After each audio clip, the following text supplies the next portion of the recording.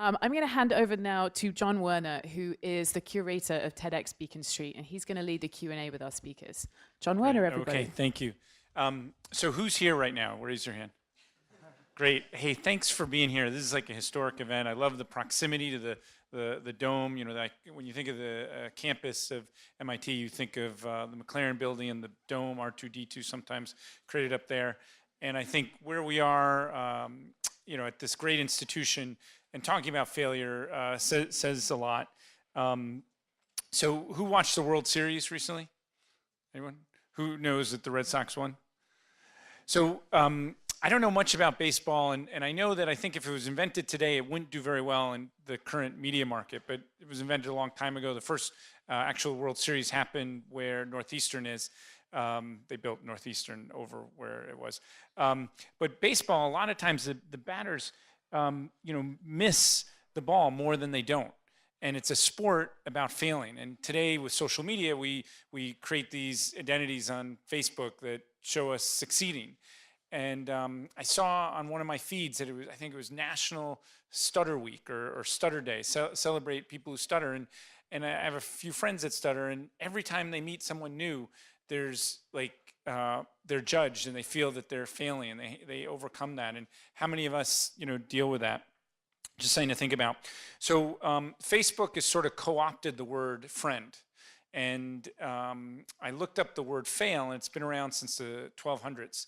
And I wonder if this little event and a movement around getting people to talk about failure could help change how we think of that word and have it kind of help make us stronger and more powerful. So who is connected with MIT and Harvard here? Just raise your hand. So we have a lot of you. How many of you know someone or yourself applied for a postdoc or a PhD program or get into a highly selective school and maybe applied a second time because you didn't make it the first time? And I said, do you know someone or are you? So if you're that person, you don't want people to know, you could raise your hand and say you know someone. How many know someone or you're that person? All right. So, you know, that means you're tenacious and you're not taking failure sitting down. I know the founders of this movement were thinking about the imposter syndrome. Has anyone heard of that? And that, you know, a lot of people, they come to a place like MIT, a mecca for talent, and wonder, hey, am I a fraud? Who's thought you may be a fraud? Yeah. So I think we're trying to get at that. And I also really appreciate what all our speakers had to say, because they took the time to reflect on these things and they use humor. And I think a lot of people who fail, they don't reflect on it and they don't kind of put it in humor context, because sometimes when you fail, it's not humorous. So thank you. You know, we had the gambler, he had to leave. Sandy had to leave. He's probably gambling on something. We have the teacher. You know, how many are you grad students or teaching right now? You know, so I think, you know, that was very instructive. We have the startup CEO. You know, more and more people are going into startups. I think it's interesting to hear some of the challenges of that and identify with failure. We have the journalist who's a real pathfinder, you know, taking a new route. And we have George Church, there's no other George Church. And I've talked to you about this. You know, you said dyslexia, narcoleptic, OCD. Did I mention another one? ADD. Yeah, you and I have said a word about that we're, what is it, mentally different? How do you describe all those things that you have? Neuroatypical. So I think we present ourselves all trying to be a one way, and yet there's a lot of different ways of being. And I think the founders of this were thinking about the imposter syndrome, but I also think there's mental illness out there, and there are ways that people deal with the world differently. And whether it's in your personal life or in your professional life, we fail, and thinking about that. So a bunch of people texted in some questions that I'm going to put out there. But who heard something today that was inspiring? Let me just see. So you guys did great. Thank you, speakers. So here's a question. Acceptance of failure, if it becomes more widespread, do you think that'll help our society go from very competitive to more collaborative? Do you think by promoting that failing is okay, it'll help create a more collaborative society? Anyone? I mean, I think if we accept that failure is one of the best learning experiences we have, then we'll be more accepting of people as they experiment their way through figuring out how to be smart about things. The magazine that I was talking about that we started has an internal staff motto, which is, "It seemed like a good idea at the time." And we have fallen on our face so many times, and it has taught us so much, not only about accepting our own failures, but about looking across at least my field of science journalism and trying to get smarter about what makes it work and how to help other people succeed. And I'm going to say, listening to everyone tell these stories, you recognize that when you listen to people who have gone through, everyone does, catastrophic fails, it connects us in a way that polished professional, I'm always do everything perfectly, I've never made a bad mistake in my life kind of thing is the facade that most of us like to put out in the professional world. Failure is more connective, I think. Great, thank you. Anyone else? Does does a community that accepts failure, does it help with collaboration? What are your thoughts on that? I think there's another very real way in which it can help people collaborate. In that, I think everybody who told their stories today talked about how they learned from their own failures. But the more that we talk about failure, the more we can actually learn from each other's failure. If we're not hiding what happened, and if we're not feeling as though we can't talk about what went well for us and also what went poorly for us, that means that everybody has to make their own mistakes. And I think if we can learn from other people's mistakes, as well as learning from our own mistakes, that really helps society, I guess. So another question that was posed, what are the social and economic effects of greater acceptance of failure? This is similar to the prior question, but quantifying it. What do you think happens in society and the economy, GDP, if we accept failure better? Instead of just having fire drills, we have failure drills. So social and economic. I think it is very related to the previous question. I think what I would like to see is that it might encourage more honesty, in the sense that I think a lot of dissembling comes out of trying to avoid acknowledging that there was a failure. And of course, there's a huge amount of friction that comes out of people, in effect, not presenting the real facts.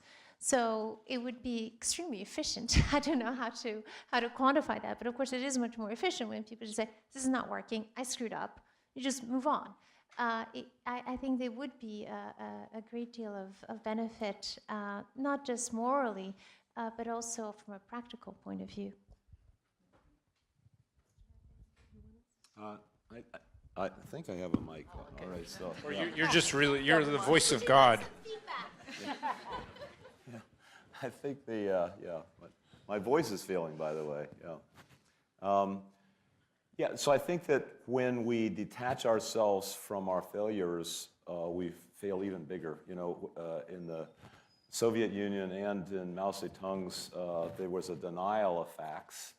They were uncomfortable facts. They were not well aligned with the ideology, and so sometimes for 30 years you could go without accepting a fact, and that really delays recovery and excellence. So modern day Russia and China are amazing, partly because they've embraced failure a little bit better than they did in the past. Interesting. Well, so it goes over generations. I mean, I think of who's a millennial here. Anyone a millennial? Who's Gen Z or what? I don't know. You know what you're even calling them yet. But I think the generations that are coming up, I think they like experiences and they like being able to document experiences. And I think if we can make it mainstream that it's okay to document failure, and it becomes part of your identity and it helps make you stronger, that can, instead of denying over generations that things are happening. So another question is, what is the most important thing to do after you fail?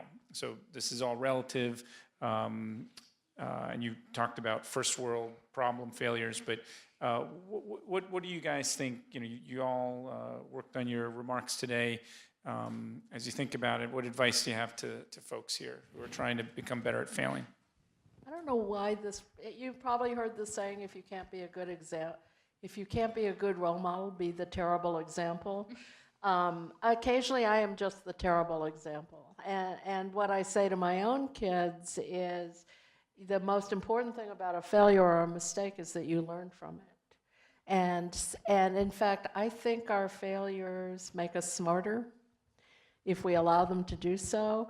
And I also think something else, and I've thought about this as we've talked about acceptance of failure, you're actually more willing to take risks and work to exceed your reach if you're comfortable with the idea that you may fail.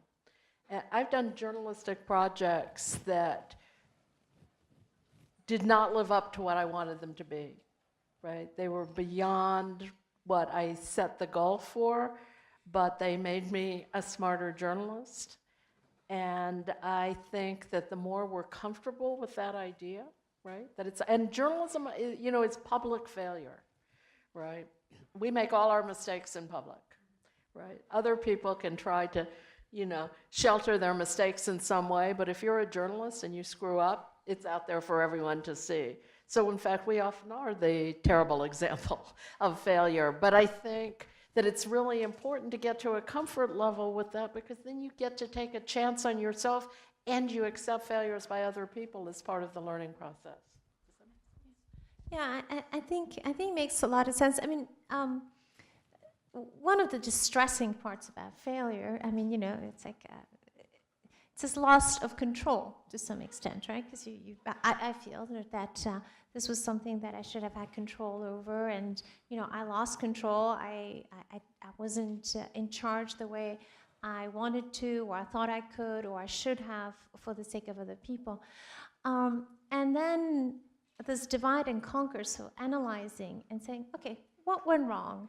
What were the things I could have done something about? What were the things I could not have done something about? Make that sort of taxonomy, and then look over all the things that you could have done something about one by one. And one by one, it's just not as scary. And figure out where you went wrong, what you would have done differently. And I think the detachment that comes from that means that you're no longer looking at it, you're looking at it with a critical eye, but not critically. It's much more empowering. And it's like if you were helping a friend to do that. If your friend comes and says, this is terrible. You're like, okay, calm down. Like, tell me what happened. Well, you couldn't have done something about that. All right, okay, you screwed up there, but what would you do differently next time? And it's sort of almost talking to yourself as you would to a dear friend. And I think that I find that very helpful. So I have a two-part question here. So when I work with teams, I often give an example of a failure that's out there as a way to validate that it's okay. And I often reference a TV show that many of you may not have seen, but WKRP in Cincinnati. It was a great show back in the day. And there's this guy, Herb, who was a PR guy for a radio station, and he rented a plane, and he took some turkeys up and pushed them out the window to celebrate the radio station around Thanksgiving, not knowing that turkeys don't fly, and I think it was an epic fail. So I often use it as an example to say, oh, let's not be like Herb.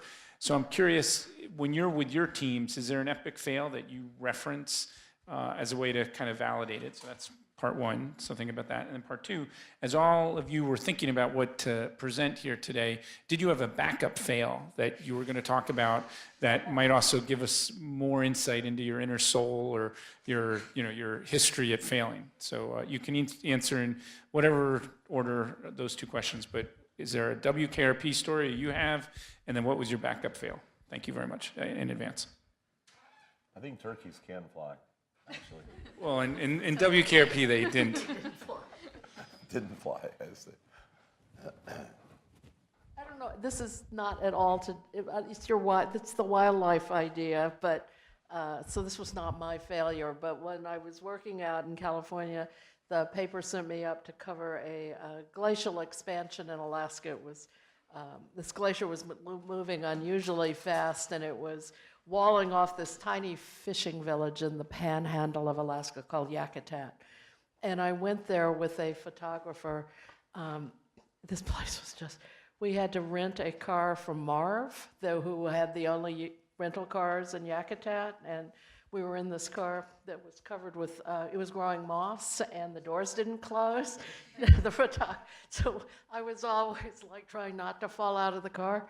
And my photographer wanted to get these great wildlife shots. The turkey made me think of it. And so he wanted to get a picture of a grizzly bear. And we spent every single night in the dump.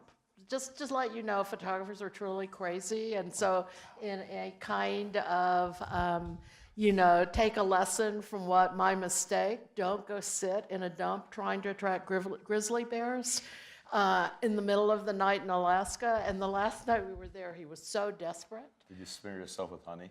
No, but he had bought some bologna sandwiches and let them rot in the trunk during the time we were there. So we're sitting in the car trying to attract the grizzlies. And I'm going, well, I wasn't trying to attract the grizzlies. I go, what is this horrible smell in the car? And he goes, I hear the grizzlies like the smell of rotting meat. So I filled the car with rotten bologna sandwiches. And I made him throw all the sandwiches out, and he didn't speak to me for the rest of the trip. So that was an epic failure between journalist and photographer, and I advise you never to sit in a dump in Yakutat, Alaska. How's that for a learning experience with rotting bologna sandwiches? So anyone else, is there a failure that you reference, in history, and then what was your backup failure? I think it's quite a success to get bologna to rot. It's so full of BHA and Indestructible. It's like spam. This thing smelled terrible. It's like your diet you went on. Yeah. It's funny, this actually wasn't my backup fail, but that reminds me of a different, well, it could have been my backup fail. So my backup to my backup. So everyone has a rotting sandwich story. Yeah. So the first time I ever was trusted to babysit, we had bears. The first time I ever was trusted to babysit, I was 13 and I was babysitting an 11-year-old and a 10-year-old.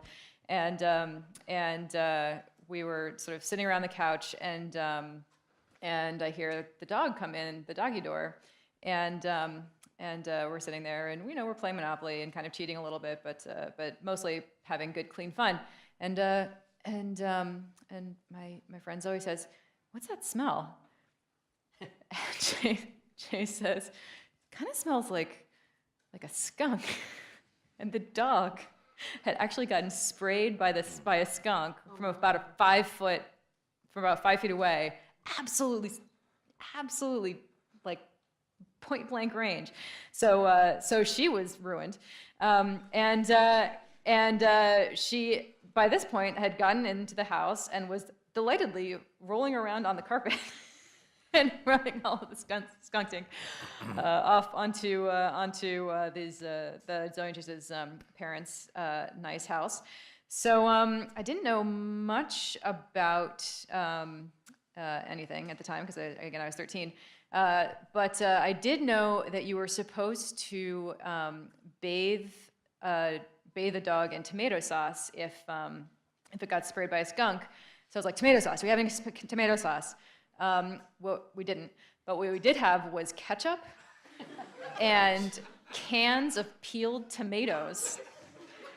So we trooped out. So luckily we were on a lake. So we took these things. We trooped out down to the lake, holding Marianne by her collar, and we dumped out the entire ketchup bottle all over her, and took her out into the lake, and each of us grabbed 2 peeled tomatoes in our 2 hands, and we rubbed her with peeled tomatoes for about an hour and a half, and I didn't get to babysit again until I was 16.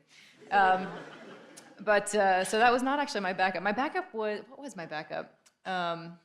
Like the story you were going to What tell was my years backup ago. story? I think it was something. That's pretty good. Yeah, I think that one was better. If I thought of that one 5 before, stars, that would 5 have been my stars. backup. So here are 2 questions, and you take either one, you guys. So a lot of the failure talks today were about how you failed, but I think we work in teams where we'll often work with someone that it's part of their identity that they don't fail. And it's really, you know that lab partner you've had in high school who, can't handle getting anything other than an A+. I guess as leaders and people that collaborate, how do you collaborate with someone that can't handle failure? Because if we're going to be an effective society, we need to collaborate well. So that's one question. And then another question, at this time, climate change, genetics, cyber issues, there's all these big technical challenges, environmental challenges, scientific challenges, engineering challenges. Is not accepting failure holding us back from reaching our potential? That's sort of a big meta question. So working with someone who can't fail, any thoughts on that? And the second question, how do we save humanity? Do you want to do that?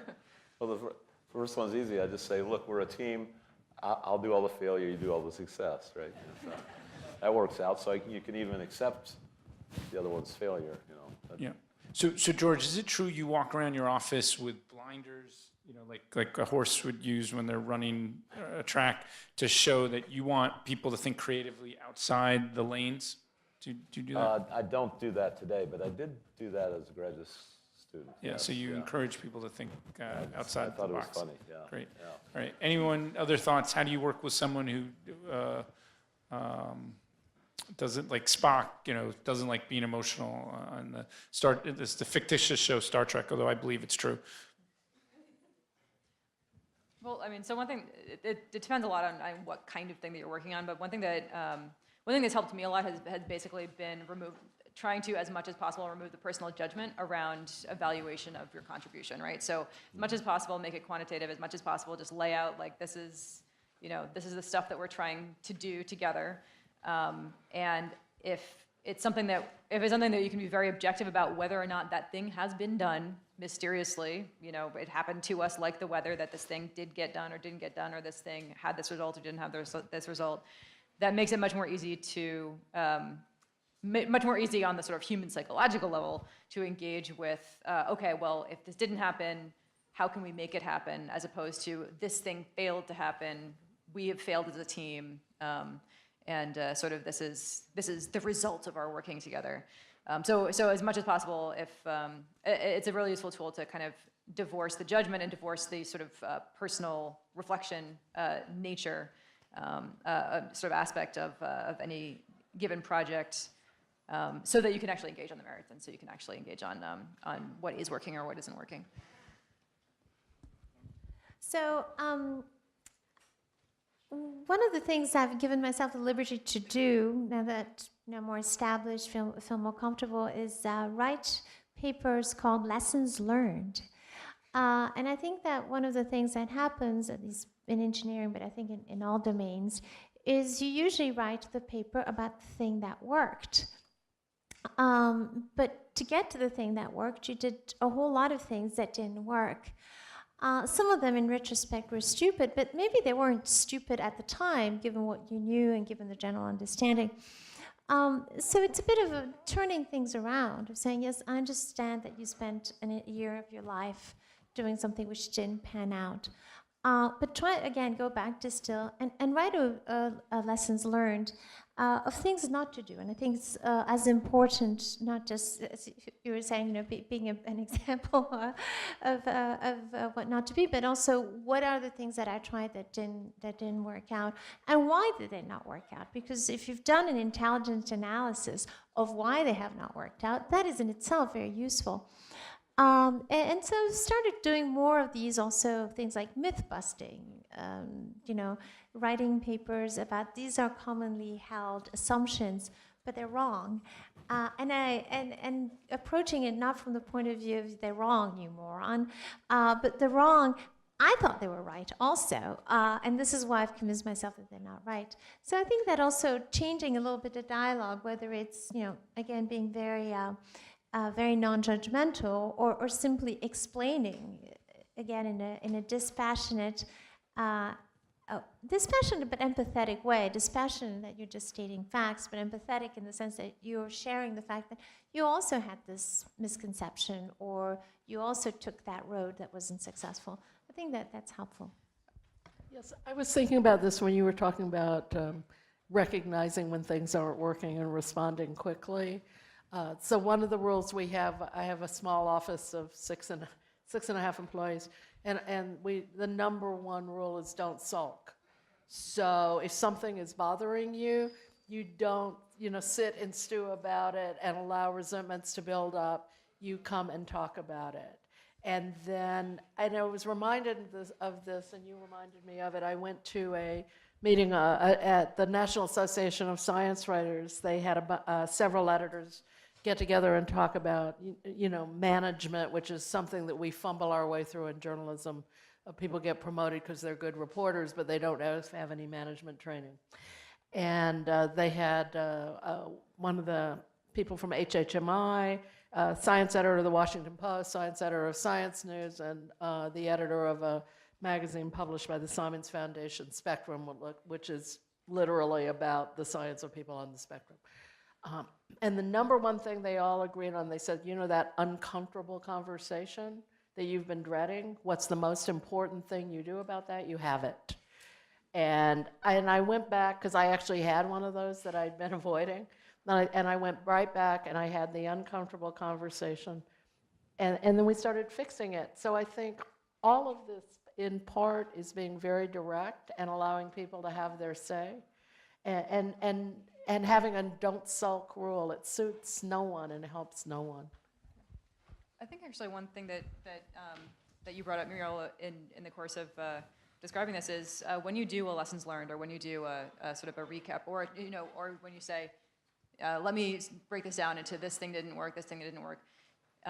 When something fails, if it was set up well in the beginning, there are actually usually things about it that succeeded, or things about it that were actually right. And I think when we're doing postmortems, or when we're doing debriefs, this is another sort of human psychological instinct, is to classify a project, an entire effort, as a success or a failure, and not recognize that you have lessons learned from the successes about what not to do that way next time, right? And also lessons learned from the failures that actually went really well, even though the overall effort didn't turn out the way that you want it to. Sorry, if I may add to that, it may also be that you actually thought it was a failure and it was not a complete failure. I think that's the other thing to think about. I'll go back to the example of my class, which had subterranean reviews.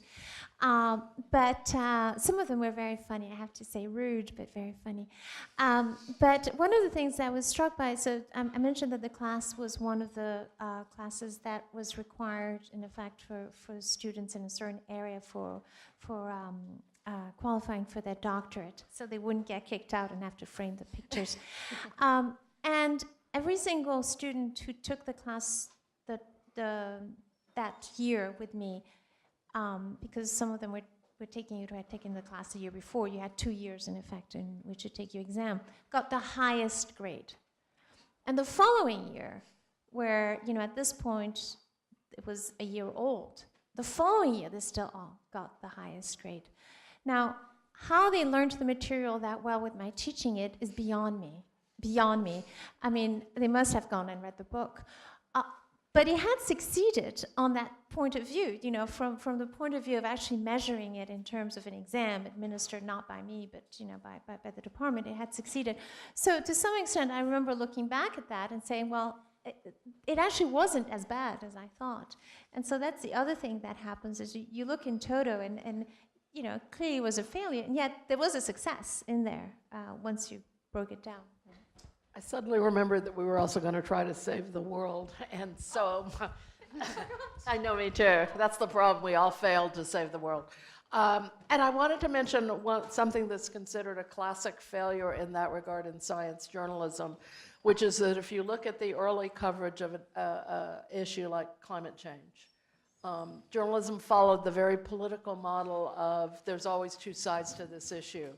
And when you look at the early coverage of climate change, particularly in the 80s and 90s, you will see an equally weighted discussion. There will be scientists who are often paid by the oil and gas industry to discredit climate change, were given equal weight with the people who were studying this and actually and even were in the consensus about what was happening. We look at this as an epics fail in science journalism. The failure to adapt, to figure out what the weight of the evidence was, and report from that. And we've asked ourselves, and this comes up in many science journalism meetings, did we contribute to climate denialism by the way we told that story? So now, speaking of learning from failure, because we actually do want to save the world, we don't report in the same way. And you will see a lot of accusations against journalists because we'll report climate change as a reality. Because our decision is that accuracy involves not two equally weighted sides necessarily, but figuring out where the weight of the evidence is and reporting from that. And so we're starting to shift that, and you'll see in the way we tell stories of other issues, genetics, vaccines, right? How do we tell the story of vaccines? There are not two equal sides, right?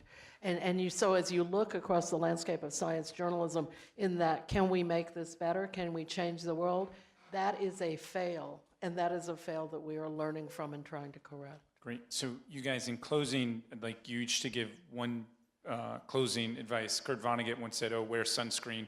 What's your one advice to this audience? Before you do, I want to do two thank yous. One is Richard, are you here? And Francesco, and all the organizers. I think it was the graduate students at MIT that came together, a lot of international graduate students said, hey, let's celebrate this idea of fail to help make it mainstream and help us be a more productive community and society. So if you're part of the team that organizes, please just stand up. Let's recognize you guys and thank you. Francesco, stand up. Yeah. So, what's interesting here is these grad students may stay at MIT in perpetuity and never leave, but some of them may go back to other institutions or may go into the real world, kind of like Mira's running businesses. I think you run businesses too, and they could spread this idea. Another group I want to thank is these speakers, kind of like the milk advertisements. I got milk, I drink milk. They're poster children for failure. And these are highly successful people, highly competent people, people I'd have over for dinner, people I'd want to work with, but they're putting themselves out there. And I think this is an idea, and the talent in this room is extraordinary. The next Google could be two people that meet here, and Google could be, not even remembered 100 years from now because of someone putting it out of business. I'm not saying it's going to happen, but there's talent here. And climate change, some profound stuff could happen. And by accepting failure, maybe we can address some of these challenges. I was with an AI expert who said, we're cooked in 100 years as a species. We can't deal with climate change. But it's going to be people in this room that are going to be able to be innovative and collaborative, that are going to be able to make sure, we reach our potential. So what's your wear sunscreen advice in closing? I think that part also of feeling in control is realizing if this one thing fails, you can do other things. That's another backup, it can't be that everything rides on this one project, this one job, this one gig that you got yourself into.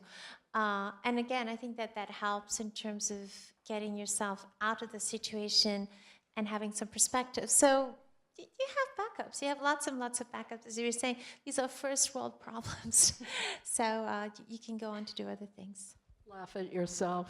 We're all gonna, make mistakes, and they're often really funny. Allow yourself to see the humor in it. Yes, I would say fail fast, fail a lot, but succeed while you're at it. But back to global catastrophe, I think we're setting ourselves up for failure in a classic way. I don't like gambling, in contrast to Sandy. It's unavoidable to some extent, but I think we are currently setting up the classic. It's not even a gamble, it's almost for sure. We have all our eggs in one basket. We have a kind of a global village. It used to be we had a lot of independent experiments that were doing different things. Occasionally they would find each other and one would win.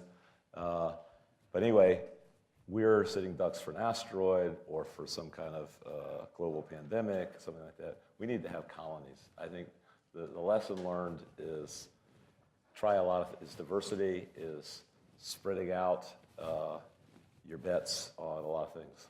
And we're not exactly doing that. We're aiming towards a monoculture all in one place. Yeah. Well, and I mean, I think the one thing that I would say is, regardless of what your field is get your hands dirty. Just get in there. If you're thinking about working on something, or if you're thinking about going after a project, if you're thinking about starting a company, if you're thinking about starting a family, I would say just not doing something is just as much a decision as doing something, and you should just really get in there and be an actor, change history. So last thing, and I'm adding this, and then there's a reception downstairs, a lot of food, and I think she brought the bologna. I don't think she brought the bologna, or you brought the bologna. What's one thing this audience could help you with? Is, you've put yourselves out there about how you're a failure.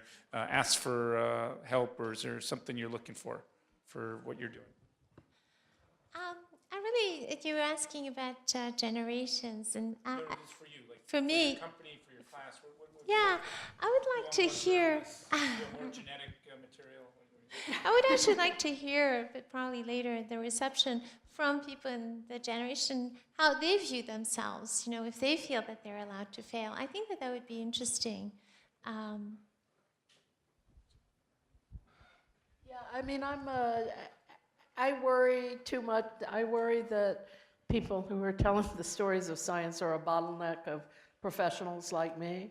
I would ask everyone here who's a scientist or an engineer to share, right? Tell people what you do.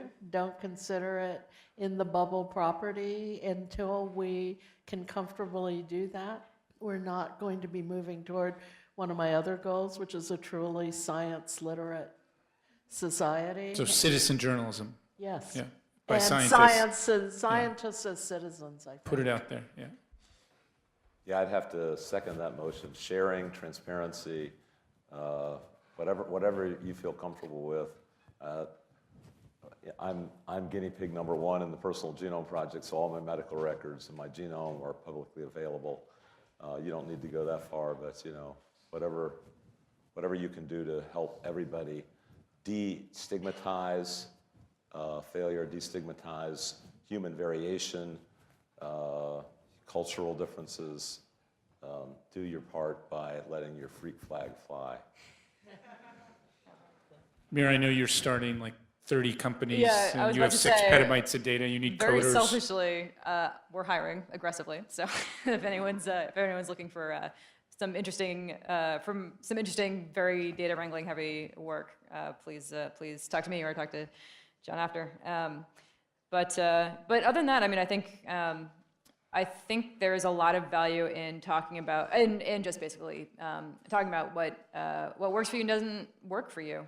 Because as I said, I think one thing very tactically that helps the companies that I work with succeed is actually watching other companies stumble and fall and try things that work and don't work, and learning from their successes and their failures. And I think what works for companies can work for people too. If you're an observer and if you're a sharer, then you can really learn a lot from each other. Great. If you like something tonight, let's give them a standing ovation. If you don't, just stay seated. So stand up if you like something. And free food downstairs and no baloney. Thank you very much.